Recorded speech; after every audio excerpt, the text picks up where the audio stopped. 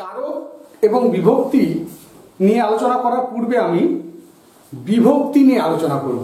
তার কারণ বিভক্তি সম্পর্কে যদি সম্যক ধারণা না থাকে, স্পষ্ট ধারণা না থাকে, তাহলে কিন্তু আমরা কারকের কিছুই বুঝতে পারবো না। তাই প্রথমে আমরা বিভক্তি নিয়ে আলোচনা করি। বিভক্তি কাকে বলে প্রথমে আমাদেরকে জানতে হবে। আমরা অনেকেই কারক নির্ণয় করতে দিলে, কারক বিভক্তি নির্ণয় করতে দিলে কারকে নির্ণয় করতে পারি, বিভক্তিও নির্ণয় করতে পারি, কিন্তু বিভক্তি কাকে বলে সে সম্পর্কে অনেকে আমরা জানি না। যে সমস্ত অর্থহীন বর্ণ বা বর্ণগুচ্ছ শব্দের সঙ্গে যুক্ত হয়ে, শব্দ বা ধাতুর সঙ্গে যুক্ত হতে পারে, আমি শব্দ লিখেছি, ধাতুটা লিখেছি, শব্দ বা ধাতুর সঙ্গে যুক্ত হয়ে শব্দ বা ধাতুকে পদে পরিণত করে, তখন সেই সমস্ত অর্থহীন বর্ণ বা বর্ণগুচ্ছকে পদ বলা হয়। একাধিক শব্দ পাশাপাশি বসে যখন সম্পূর্ণ মনের ভাব প্রকাশ করে, অর্থপূর্ণ মনের ভাব প্রকাশ করে, তখন তাকে আমরা বাক্য বলি। কিন্তু এটা জেনে রাখা দরকার, শব্দ দিয়ে বাক্য হয় না, পদ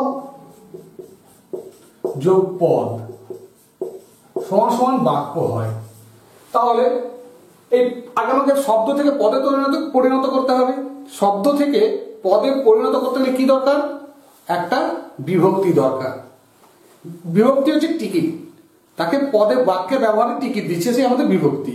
তাহলে আমরা বিভক্তি যোগ করে তার সঙ্গে আমরা শব্দকে পদে রূপান্তরিত করছি। পদে রূপান্তরিত করার পরে সেই পদটি দিয়ে আমরা বাক্য তৈরি করছি। দেখা যায় এবার বিভক্তির দু একটা ব্যবহার আমরা দেখে নিই। দেখো, রাম, এটি একটি শব্দ, শুধু এই শব্দটি আমরা বাক্যে ব্যবহার করতে পারবো না। তার সঙ্গে এর যোগ করলাম, সমান সমান রামের। এই রাম যোগ এর হচ্ছে একটি বিভক্তি, এটি হয়ে গেল পদ। এই পদটি কিন্তু আমরা বাক্যে ব্যবহার করি। তাহলে রাম ভাত খায়, রামের মধ্যে তো রাম ভাত খায়, রাম ভাত খায়, এখানে তো রামের সঙ্গে কোনো বিভক্তি নেই। সে আলোচনা একটু পরে আসছি, আমরা তোমাদের সেই আগে অন্য আলোচনাগুলো করে নিই, তারপরে বিভক্তির শ্রেণীভাগ নিয়ে আলোচনা করি, তাহলে এটা বুঝতে পারবো। বিভক্তিকে সাধারণত দুই ভাগে ভাগ করা হয়। বিভক্তিকে দুই ভাগে ভাগ করা কি কি? এক শব্দ বিভক্তি, দুই নম্বর হচ্ছে ধাতু বিভক্তি।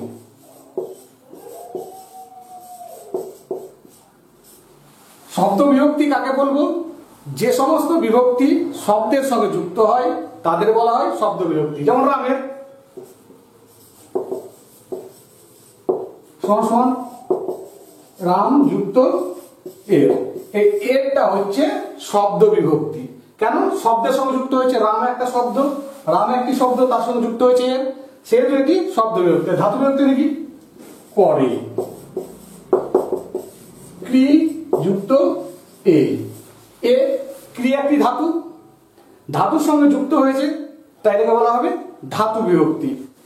খুব বেশিরভাগ পরীক্ষাতে দেখে আসে তির্যক বিভক্তি কোনটি বা তির্যক বিভক্তি কাকে বলে। এটা জেনে রাখো, যে বিভক্তি সব কারকেই ব্যবহৃত হয় তাকে তির্যক বিভক্তি বলে। সাধারণত এ আর শূন্য, এই দুটো বিভক্তি হচ্ছে তির্যক বিভক্তি।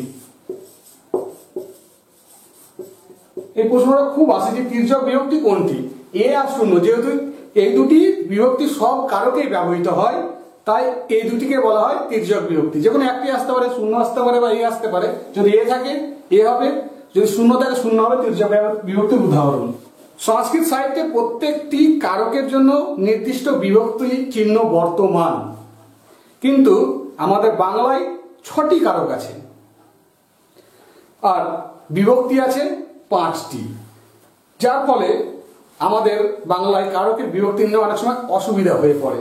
কি কি আছে 5টি বিভক্তি দেখে নিই। এ, কে, রে, তে, র, এই 5টি বিভক্তি আমাদের বাংলায় মূলত বর্তমান। এই মূলত 5টি, এ, কে, রে, তে, র, এই 5টি মূল বিভক্তি আছে। তাহলে কারক তো অনেকগুলো আছে, সমস্যার সমাধান কি? তখন কি করা গেল? আবার বলেছি আমি যে বিভক্তি ছাড়া কোনো শব্দই বাক্যে ব্যবহৃত হতে পারে না। কি করা যাবে? তাই শূন্য বিভক্তি বাংলা ব্যাকরণে তৈরি করা হয়েছে। কোনো বিভক্তি নয়। এই যে রাম ভাত খেলো, আগে যে উদাহরণটা দিয়েছিলাম, রাম ভাত খাই, এই উদাহরণে রামের সঙ্গে কোনো বিভক্তি যুক্ত নেই। তাই বিভক্তি ছাড়া যেহেতু কোনো শব্দের বাক্যে ব্যবহৃত হতে পারে না, তাই আমরা ধরে নেব রামের সঙ্গে শূন্য বিভক্তি আছে, শূন্য বিভক্তি যুক্ত হয়ে আছে। তাহলে না হলে পদ হতো না, পদ না হলে বাক্যে ব্যবহৃত হতে পারতো না। তাই আমাদের শূন্য বিভক্তির উদ্ভাবনও করতে হয়েছে। অনুসরণ। একটা উদাহরণ দিয়ে আমি বোঝাই। আমার দ্বারা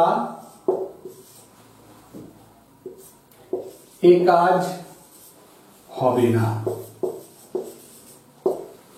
দ্বারা পদকে একটু লক্ষ্য করো। দ্বারা পদে কি হয়েছে? আমারটা বিশেষ্য পদ, তারপরে বসেছে, তারপরে একটি পদ আছে। তার এই পদের সঙ্গে এই পদের কি সম্পর্ক, সে সম্পর্কটা নির্দিষ্ট করে দিয়েছে দ্বারা পদটি। তাহলে আমরা সংজ্ঞা কিভাবে দেব দেখে নিন। এগুলি আসলে প্রত্যেকটাই অব্যয় পদ। যে সমস্ত অব্যয় পদ নামপদ বা নামপদের পরে বসে এবং তার পরবর্তী পদের সঙ্গে তার পরবর্তী পদের সঙ্গে তার পূর্ববর্তী পদের সম্পর্ককে নির্দিষ্ট করে দেয় বা সম্পর্ক কি সম্পর্ক আছে সেটা দেখিয়ে দেয়, সেই সমস্ত অব্যয় পদকে বলা হবে অনুসর্গ। অনুসর্গের আরেকটি নামও আছে কর্ম প্রবচনীয়। এই দুটো জিনিস আমাদেরকে জেনে রাখতে হবে। সংস্কৃত সাহিত্যে বলা হয়েছে ক্রিয়ান্বয়ী কারক্রম।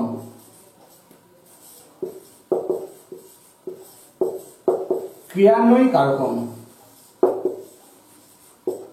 অর্থাৎ ক্রিয়ার সঙ্গে নামপদের অন্যয়কেই বা সম্পর্ককেই কারক বলা হয়।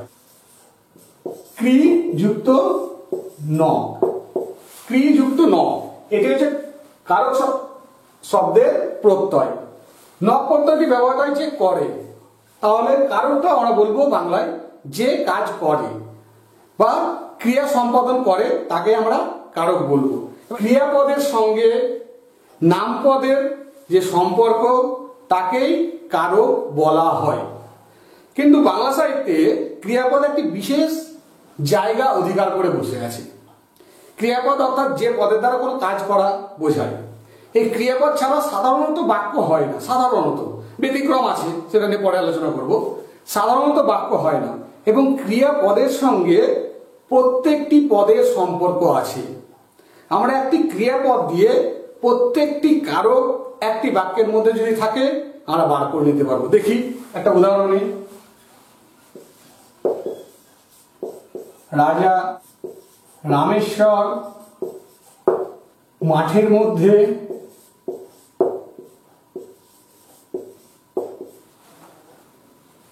কোষাগার থেকে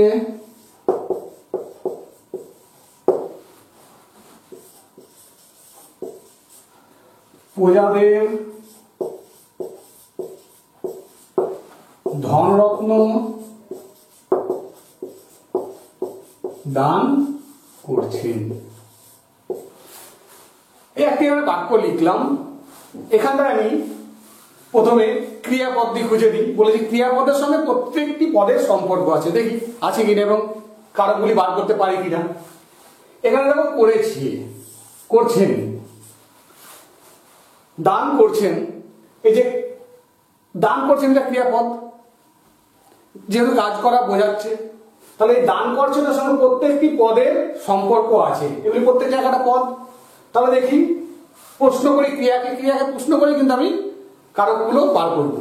কে দান করছেন? রাজা রামেশ্বর। রাজা রামেশ্বর দান করছেন। তাহলে রাজা রামেশ্বর কাজ করছেন। বাক্যে যিনি কাজ করেন তিনি হচ্ছেন কর্তা বা কর্তৃকারক। তাহলে এটা কর্তৃকারক হবে। আচ্ছা, এবার দেখি কি দান করছেন? ধনরত্ন দান করছেন। ক্রিয়াকে যদি কি দিয়ে প্রশ্ন করা যায় তাহলে যে উত্তরটা পাবো সেটা হবে কর্মকারক। তাহলে ধনরত্ন কর্মকারক। আচ্ছা, কোথায় দান করছেন, ক্রিয়া সম্পাদনের নির্দিষ্ট স্থান যদি বোঝায় তাহলে হবে অধিকরণ। কোথায় দান করছে, মাঠের মধ্যে, তাহলে এটা হবে অধিকরণ। এটা হবে অধিকরণ। এবার হচ্ছে কোথা থেকে দান করছেন, যদি এখন হইতে থেকে, ক্রিয়াকে হইতে থেকে যদি প্রশ্ন করে কোন উত্তর পাওয়া যায়, যে উত্তরটা পাবো সেটা হবে অপাদান কারক। দেখি কোষাগার থেকে দান করছেন, হইতে থেকে কি বলেছে, অপাদান কারক, অপাদান কারক। আচ্ছা, এবার হচ্ছে কাদের যা দান করছেন, প্রজাদের দান করছেন, প্রজাদের নিমিত্ত দান করছেন, তাহলে হবে নিমিত্ত কারক, নিমিত্ত কারক। এখান থেকে আমরা একটু একটা যোগ করি, স্বহস্তে যোগ করি, স্বহস্তে যোগ করি। দেখো এবার আমরা বাক্যটা করি, রাজা রামেশ্বর মাঠের মধ্যে কোষাগার থেকে প্রজাদের স্বহস্তে ধনরত্ন দান করছেন। কিসের দ্বারা দান করছেন, স্বহস্তের দ্বারা, নিজের হাতের দ্বারা দান করছেন। দ্বারা দিয়ে প্রশ্ন বলে যে উত্তরটা পাওয়া যাবে সেটা হবে করণ কারক। তাহলে দেখা যাচ্ছে আমরা ক্রিয়াকে প্রশ্ন করে, ক্রিয়াপদকে প্রশ্ন করে একটা বাক্যের মধ্যে যদি বিভিন্ন কারক থাকে বা 6টি কারক থাকে, 6টি কারকে আমরা পেয়ে যাব, 6টি কারকের উত্তর পাবো। কাকে প্রশ্ন করে, ক্রিয়াপদকে প্রশ্ন করে। এখানে আমরা শুধু ক্রিয়াপদকে প্রশ্ন করছি প্রত্যেকটা জন্য, কে দান করেন, কি দান করেন, কোথা থেকে দান করেন, কোথা হইতে দান করেন, কাদের জন্য বা নিমিত্ত দান করেন, কিসের দ্বারা দান করেন, প্রত্যেকটা কারকের নাম আমরা এখানে পেয়ে গেছি। তাহলে ক্রিয়াপদ আমাদের ব্যাকরণে যে বিরাট একটা ভূমিকা পালন করে বাক্যে, সেটা আমরা কিন্তু বোঝাতে পেরেছি। আচ্ছা, এবার আমি প্রত্যেকটি কারক নিয়ে আলাদা আলাদাভাবে আলোচনা করব। কর্তৃকারক, একটু আগে বলেছি বাক্যে যিনি কাজ করেন, যিনি কর্ম সম্পাদন করেন তিনি কর্তা অর্থাৎ কর্তৃকারক। কিন্তু কর্তৃকারকের বিভিন্ন শ্রেণী বিভাগ আছে। প্রথমে দেখি উহ্যকর্তা। একটা উদাহরণ দিই, ভাত খাবো না। বাক্যটা দেখো, ভাত খাবো না। বাক্যটা পড়েই মনে হচ্ছে এই ভাতের আগে কিছু একটা আছে। হয় আমি ভাত খাবো না, আমি ভাত খাবো না, এই আমি কিন্তু আছে। এই আমিটা না বলেও যদি আমরা বলি ভাত খাবো না, তাও কিন্তু বোঝা যায়। অর্থাৎ এই আমিটার উপস্থিত আছে, কিন্তু বাক্যে লেখা নেই, তার অস্তিত্ব আছে। এমন যদি ঘটনা ঘটে, ভাতটা কর্ম, খাবারটা ক্রিয়া, এই আমি হচ্ছে কর্তা, কর্তা থেকেও না থাকা, এমন যদি হয় তাহলে তাকে বলে উহ্যকর্তা। উহ্য মানে হচ্ছে নেই, কিন্তু এখানে আছে, কিন্তু বাক্যে উপস্থিত নেই, কিন্তু তার উপস্থিতি বর্তমান। এমন যদি হয় ঘটনা, তখন তাকে বলা হবে উহ্যকর্তা। খুব ইম্পর্টেন্ট জায়গা, সম ধাতুজ কর্তা। আবার একটা উদাহরণ দেখি আমরা, পূজারী পূজা করেন। দেখো পূজারী এখানে কর্তা, পূজা করেন এখানে ক্রিয়া। পূজারী কর্তা, পূজা করেন ক্রিয়া। কিন্তু এই কর্তা যে ধাতু থেকে উৎপন্ন হয়েছে, ক্রিয়াও সেই ধাতু থেকে উৎপন্ন হয়েছে। পূজা পূজারী, একই ধাতু বোঝা যাচ্ছে, পূজা পূজারী, দুটোর ধাতু কিন্তু একই ধাতু থেকে উৎপন্ন, পু ধাতু থেকে দুটো উৎপন্ন হয়েছে। তাহলে যখন ক্রিয়া যে ধাতু থেকে উৎপন্ন হবে, সেই ধাতু থেকেই যদি কর্তা উৎপন্ন হয়, তখন সেই ধরনের কর্তাকে বলা হবে সমধাতুজ কর্তা। আর একটা উদাহরণ দেখি আমরা, বাজনা বাজছে। দেখো বাজনা কি, বাজনাটা এখানে কর্তা, কোনো কর্তা উল্লেখ নেই, এটা আর একটা ব্যাপার আছে, সেটা পরে বলবো। এখানে দেখো বাজনা এখানে কর্তা, বাজছে এখানে ক্রিয়া। বাজনা বাজছে, এই বাজ আর এই বাজ দেখো একই ধাতু থেকে দুটো উৎপন্ন হয়েছে। এখানে আগের উদাহরণ দেখালাম, একই ক্রিয়ার যে ধাতু, কর্তারও সেই ধাতু। এখানেও ঠিক তাই, ক্রিয়ার যে ধাতু, কর্তারও একই ধাতু। যদি একই ধাতু থেকে দুটো উৎপন্ন হয়, তখন তাকে বলা হবে সমধাতুজ কর্তা। বহু ক্রিয়া, একটাই কর্তা থাকবে, কিন্তু ক্রিয়া হবে অনেকগুলি। দেখি, দেখো পুকুরে স্নান করা কাজ, হাঁটা কাজ, খেতে বসা, কাজ, তিনটে, একটা দুটো তিনটে কাজ, মানে একাধিক কাজ কে করেছে? আমি করেছি। আমি করেছি, এতগুলো কাজ করেছি কিন্তু আমি, অর্থাৎ ক্রিয়া এখানে অনেকগুলি, কর্তা একটাই। তাহলে বহু ক্রিয়ার বলেছি কি, বহু ক্রিয়ার কর্তা এক কর্তা। দেখো বহু ক্রিয়া কিন্তু কর্তা একটাই। এই ধরনের ঘটনা যদি থাকে এবং বহু ক্রিয়ার এক কর্তা বোঝাবে। বহু কর্তার ঠিকঠাক উল্টোটা, বহু কর্তার এক ক্রিয়া। এবার যেটা হবে, ওখানে যেমন দেখা গেল ক্রিয়া অনেকগুলো ছিল, কর্তা একটাই ছিল। এখানে ঠিক উল্টোটা হবে, কি হবে? এখানে হবে কর্তা অনেকগুলো থাকবে কিন্তু কাজ হবে একটাই। দেখি, রাম, শ্যাম, যদু, মধু মিলে তাস খেলছে।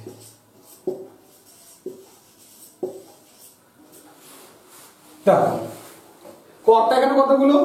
1 2 3 4, চারটে কর্তা, কিন্তু কাজ কি? একটাই, তাস খেলা। অনেকগুলো কর্তা আছে, তাহলে বহু কর্তা আছে, তাহলে একটাই ক্রিয়া, সবারই কাজ কি? একটাই, তাস খেলা। তাহলে এমন যদি ঘটনা ঘটে, বহু কর্তা থাকে, অনেকগুলো কর্তা থাকে, কিন্তু একটি কাজ যখন বোঝাবে তখন তাকে বলা হবে বহু কর্তার এক ক্রিয়া। প্রযোজক কর্তা ও প্রযোজ্য কর্তা।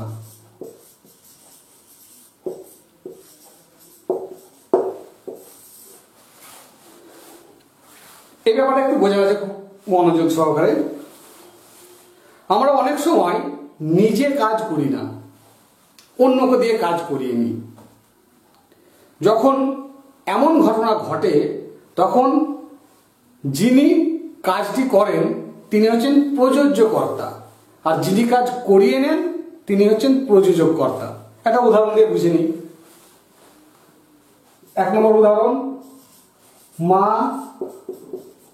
শিশুকে চাঁদ দেখাচ্ছেন। আর একটা উদাহরণ দিয়ে দিই, সুবিধা হবে। শিক্ষক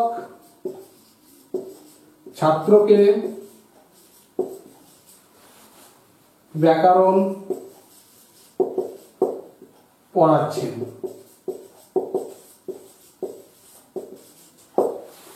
দেখো দুটো বাক্যে দেখো, মা একটা কর্তা আছে, শিশু একটা কর্তা আছে। কাজ কি? চাঁদ দেখাচ্ছে, দেখানো। কে চাঁদ দেখাচ্ছে? মা চাঁদ দেখাচ্ছে। চাঁদ কিন্তু মা দেখাচ্ছে, আর কে চাঁদ দেখছে? শিশু চাঁদ দেখছে। অর্থাৎ কাজটা কে করছে? শিশু। কাজটা করছে শিশু, মা কাজটি করিয়ে নিচ্ছেন। অর্থাৎ যে কর্তা অন্যকে দিয়ে কাজ করিয়ে নেন তিনি হচ্ছেন প্রযোজক কর্তা। তাহলে মা এখানে প্রযোজক কর্তা, আর কাজ করছে কে? শিশু। শিশু হচ্ছে প্রযোজ্য কর্তা, যেহেতু শিশু কাজ করে। পরে উদাহরণ দেখি, শিক্ষক ছাত্রকে ব্যাকরণ পড়াচ্ছেন। এখানে কে? শিক্ষক নিজে কাজ করছেন না, ছাত্রকে দিয়ে করে নিচ্ছেন। তাহলে শিক্ষক হবে প্রযোজক কর্তা, ছাত্র হবে প্রযোজ্য কর্তা। যেহেতু ছাত্র কাজটা করছে আর শিক্ষক পড়িয়ে নিচ্ছেন, তাই শিক্ষক হবে প্রযোজক কর্তা, ছাত্র হবে প্রযোজক কর্তা, নিরপেক্ষ কর্তা। বলেছে কি, বাক্যে সমাপিকা ক্রিয়া এবং অসমাপিকা ক্রিয়ার কর্তা যদি আলাদা থাকে তাহলে অসমাপিকা ক্রিয়ার কর্তাকে নিরপেক্ষ কর্তা বলা হয়। জেনারেলি একটু সমাপিকা ক্রিয়া কাকে বলে, অসমাপিকা ক্রিয়া কাকে বলে।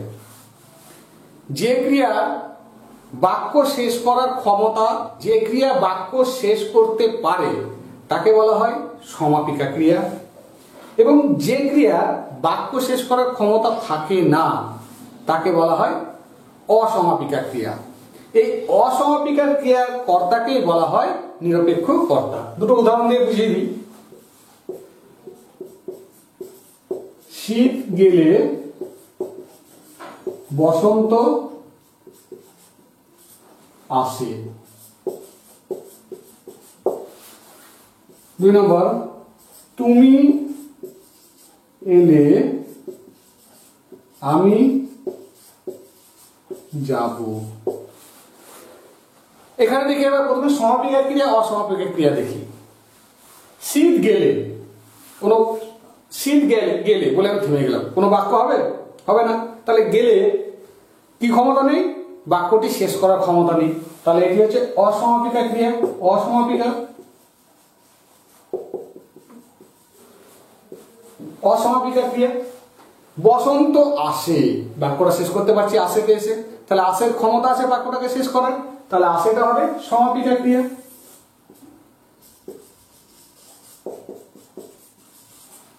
আসেটা হচ্ছে সমাপিকা ক্রিয়া। তাহলে আমি কি বলেছি? অসমাপিকা ক্রিয়ার কর্তাকে বলা হবে নিরপেক্ষ কর্তা। বাক্যে যদি সমাপিকা ক্রিয়া এবং অসমাপিকা ক্রিয়ার কর্তা আলাদা থাকে, এটা সমাপিকা ক্রিয়া, এটি অসমাপিকা ক্রিয়া, এদের কর্তাও আলাদা। গেলের কর্তা শীত, আসের কর্তা বসন্ত, তাহলে আমরা কাকে নিরপেক্ষ কর্তা বলবো? শীতকে। যেহেতু শীত হচ্ছে অসমাপিকা ক্রিয়ার কর্তা, তাই শীত হচ্ছে নিরপেক্ষ কর্তা। পরেরটাতে দেখি আবার আমরা, তুমি এলে, বাক্য শেষ হচ্ছে? হচ্ছে না। আমি যাব, যাব কিন্তু বাক্য শেষ করতে পারছি। তাহলে এলে হচ্ছে অসমাপিকা ক্রিয়া, আমি যাব হচ্ছে সমাপিকা ক্রিয়া। তাহলে দুটোর কর্তা আলাদা আছে। যাবর কর্তা অর্থাৎ সমাপিকা ক্রিয়ার কর্তা আমি, আর অসমাপিকা ক্রিয়ার কর্তা হচ্ছে তুমি। তাহলে অসমাপিকা ক্রিয়ার কর্তাকে বলবো আমরা নিরপেক্ষ কর্তা। তুমি এখানে নিরপেক্ষ কর্তা। কর্ম কর্তৃবাচ্যের কর্তা। দুটো উদাহরণ দিই তাহলে বুঝতে সুবিধা হবে। দুটো বাক্যতেই দেখো কি মনে হচ্ছে? বাঁশি বাজছে। বাঁশি যেন নিজেই বাজছে, সেটা তো সম্ভব না, অন্য কেউ বাজাচ্ছে। কিন্তু এই বাক্যে মনে হচ্ছে বাঁশি নিজেই কাজ করছে, বাঁশি যেন কর্তা রূপে কাজ করছে। এখানে কর্তা নেই, যেখানে কর্তা থাকবে না কর্মই কর্তার জায়গা নিয়ে নেবে, কর্মই কর্তার জায়গা নিয়ে নেবে। বাঁশি এখানে কর্ম, বাঁশি কর্তার জায়গা নিয়ে নিয়েছে। ঠিক ওইটাই প্রথমটা দেখি, দরজা খুলছে। কি মনে হচ্ছে? যেন দরজা নিজে নিজেই খুলছে। দরজা তো নিজে নিজে খোলা সম্ভব নয়, নিশ্চয় অন্য কেউ খুলছে। কিন্তু এখানে কর্মটাই কর্তার জায়গা নিয়ে ফেলেছে। তাহলে এখানে দরজা কর্ম হয়েও কর্তার জায়গা নিয়েছে, বাঁশি কর্ম হয়েও কর্তার জায়গা নিয়ে ফেলেছে।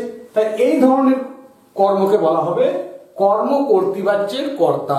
কর্ম যেখানে কর্তার ভূমিকা পালন করবে। এমন অনেক আছে, ট্রেন চলছে, ট্রেন তো নিজে চলতে পারে না, নিশ্চয়ই অন্য কেউ চালাচ্ছে। এই ধরনের ঘটনা যদি থাকে, এই ধরনের বাক্য যদি থাকে, কর্ম যদি ক্রিয়ার জায়গা নেয়, তখন তাকে বলা হবে কর্ম কর্তৃবাচ্যের কর্তা। অনুক্ত কর্তা।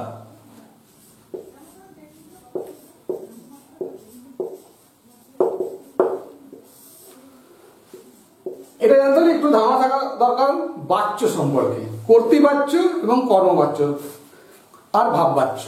কর্তৃবাচ্যে কর্তা প্রধান, কর্মবাচ্যে কর্মপ্রধান, ভাববাচ্যে ভাব প্রধান।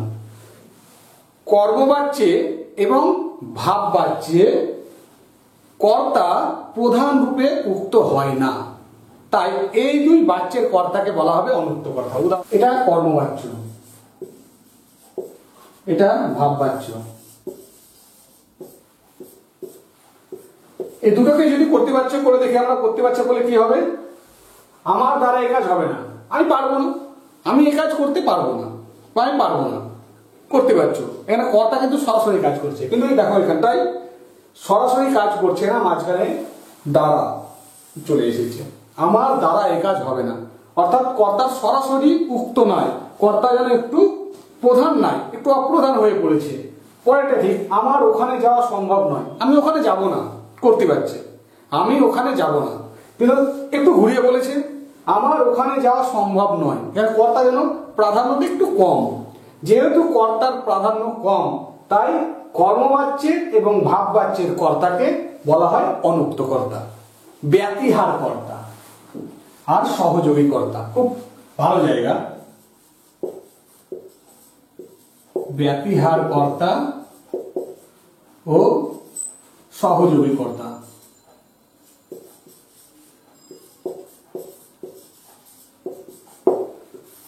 এটাও খুব উদাহরণ দিয়ে বুঝি, খুব সুন্দর জিনিস। দেখো 1 নম্বর উদাহরণ, এই দুটো বাক্যে দেখো এ রাজা একাধিক কর্তা একটা কাজই করছে, যুদ্ধ করা। রাজাও দুজন রাজাই কাজ কিন্তু একটাই, কি? যুদ্ধ করা। মায়ে এবং ঝিয়ে দুজন কর্তা, ঝিয়ে অর্থাৎ মেয়ে, মা এবং মেয়ে দুজনে একই কাজ করছে, কি করছে? ঝগড়া করছে। যে বাক্যে একাধিক কর্তা একই ক্রিয়া বা একই কাজ সম্পাদন করবেন কিন্তু তাদের মধ্যে সহযোগিতার ভাব থাকবে না, বিরোধের ভাব থাকবে বা অসহযোগিতার ভাব থাকবে। রাজা যুদ্ধ হয়, সহযোগিতার ভাব না, বিরোধের ভাব বা অসহযোগিতার ভাব। যদি সহযোগিতা থাকতো তাহলে যুদ্ধ হতো না, তাহলে সহযোগিতা নাই। মায়ের ঝিয়ে ঠিক তাই, মায়ের ঝিয়ে যদি সহযোগিতা থাকতো তাহলে ঝগড়া হতো না। তাহলে এক বাক্যে যদি একাধিক কর্তা একই ক্রিয়া সম্পন্ন করে কিন্তু তাদের মধ্যে যদি সহযোগিতার ভাব না থাকে, যদি অসহযোগিতা বা বিরোধ থাকে, তখন সেই কর্তাকে বলা হবে ব্যতিহার কর্তা। তাহলে এখানে রাজায় ব্যতিহার কর্তা, মায়ে ঝিয়ে ব্যতিহার কর্তা। ঠিক এর উল্টোটা হচ্ছে সহযোগী কর্তা। দেখি এই দুটো উদাহরণ থেকে দেখি আমরা।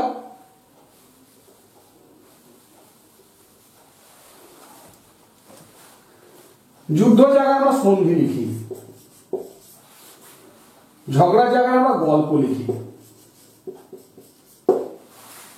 দেখি, দেখো এর আগেটাই দেখিয়েছিলাম রাজায় ঝগড়া হয়েছিল, সহযোগিতা ছিল না। এবার দেখো রাজায় সন্ধি, সন্ধি মানে কি? মিল হয়ে গেছে। মিল কখন হয়? যখন সহযোগিতার ভাব থাকে। ঠিক মায়ে ঝিয়ে এতক্ষণ ধরে ঝগড়া করছিল, সহযোগিতা ছিল না। এবার কি চলে এসছে? গল্প করছে, অর্থাৎ সহযোগিতা চলে এসেছে, তাদের মনের মধ্যে মিল চলে এসেছে, তাই তারা গল্প করতে শুরু করছে। তাহলে এখানে সংখ্যাটা কি হবে? একাধিক কর্তা একই ক্রিয়া সম্পন্ন করে এবং তাদের মধ্যে যদি সহযোগিতার ভাব থাকে তখন তাকে বলা হবে সহযোগী কর্তা। একাধিক কর্তা যদি একই ক্রিয়া সম্পন্ন করে এবং তাদের মধ্যে যদি সহযোগিতার ভাব থাকে তখন তাকে বলা হবে সহযোগী কর্তা। আর একটা উদাহরণ আছে, বাঘে গরুতে এক ঘাটে জল খায়। বাঘ আর গরুর সঙ্গে চিরদিনের সম্পর্ক হচ্ছে শত্রুর বা খাদ্যঘাতকের, বাঘ গরুকে খেয়ে ফেলবে। কিন্তু যখন দেখা যায় বাঘ গরুতে এক ঘাটে জল খাচ্ছে, তেমন তো শত্রু সম্পর্ক নেই, সহযোগিতার ভাব এসছে, সেখানেও হবে সহযোগী কর্তা। সাধন কর্তা, বিশেষ কিছু কাজ আমরা ছোটবেলা থেকে জানি, বিশেষ কিছু কর্তা যেগুলো যে কোনো উপকরণ হতে পারে, তারা যখন কর্তা রূপে কাজ করবে এবং তাদের কাজের কোনো পরিবর্তন হবে না। যেমন আমরা একটা উদাহরণ দেখি, ঢেকি স্বর্গে গেলেও ধান ভাঙে। এই যে ঢেকি, এটা কি উপকরণ হয়েও কর্তার ভূমিকা পালন করেছে। কি কাজ করছে ও কাজ করছে ধান ভাঙা। ধান ভাঙা কাজটা কে করছে? ঢেকি করছে। তাহলে উপকরণ হয়েও যখন কর্তা ভূমিকা পালন করছে তখন তাকে বলা হবে সাধন কর্তা। তার একটা উদাহরণ দেখি, এখানেও ধানিটা কি একটি উপকরণ কিন্তু সে কর্তার জায়গা নিয়ে ফেলেছে, তাই এটিও হবে সাধন কর্তা। কর্তা একটি বাক্যের অংশই যখন সম্পূর্ণভাবে কর্তার কাজ করবে। বাক্যের বেশ কিছুটা অংশ, একটা উদাহরণ দেখি। এই যে পরের মাথায় বেল ভেঙে খাওয়া মানুষের স্বভাব। পরের মাথায় বেল ভেঙে খাওয়া, এই পুরোটা মিলে দেখো, পরের মাথায় বেল ভেঙে খাওয়া ভাঙা পর্যন্ত আমরা দেখি, এই পুরোটা কিন্তু একটা কর্তা। পরের মাথায় বেল ভেঙে, এই পুরোটাই একটি কর্তা। দেখো একটা বাক্যের বেশ কিছুটা অংশ কি করছে? কর্তার ভূমিকা পালন করছে। তাহলে একটি বাক্যের যখন বেশ কিছুটা অংশ, বাক্যাংশ মানে কি? বাক্যের অংশ, বাক্যের বেশ কিছুটা অংশ যখন কি কাজ করবে? কর্তার কাজ করবে, তখন তাকে বলা হবে বাক্যাংশ কর্তা। আরো উদাহরণ আছে, সৎ পথে জীবনযাপন করা উচিত। এই যে এখানে সৎ পথে জীবনযাপন করা, এই পুরো বাক্যের একটা অংশ কি কাজ করছে? কর্তার কাজ করছে। এই ধরনের বাক্যের অংশকে বলা হবে বাক্যাংশ কর্তা। উপবাক্যীয় কর্তা, বিশেষ কিছু উপবাক্য আছে যেগুলো অনেক সময় কর্তা রূপে কাজ করে। উপবাক্য বলতে বাক্যের মতো কিন্তু বাক্য নয়। যেমন উপনদী, নদীর মতো কিন্তু নদী নয়। উপবন, বনের মতো বা বনের সদৃশ কিন্তু বন নয়। উপবাক্য ঠিক, বাক্যের মতো কিন্তু বাক্য নয়, অথচ যখন কর্তার মতো কাজ করবে তখন তাকে বলা হবে উপবাক্যীয় কর্তা। উদাহরণ দেখি একটা,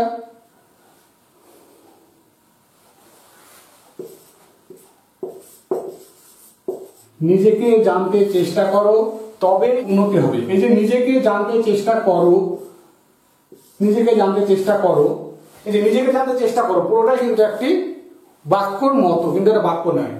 এই ধরনের উপবাক্যকে যখন কর্তা রূপে কাজ করবে তখন তাকে বলা হবে উপবাক্যীয় কর্তা। আর একটা দেখো,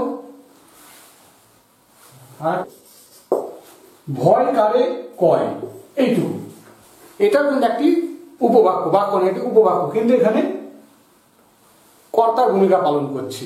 এই ধরনের উপবাক্যকে বলা হবে উপবাক্যীয় কর্তা।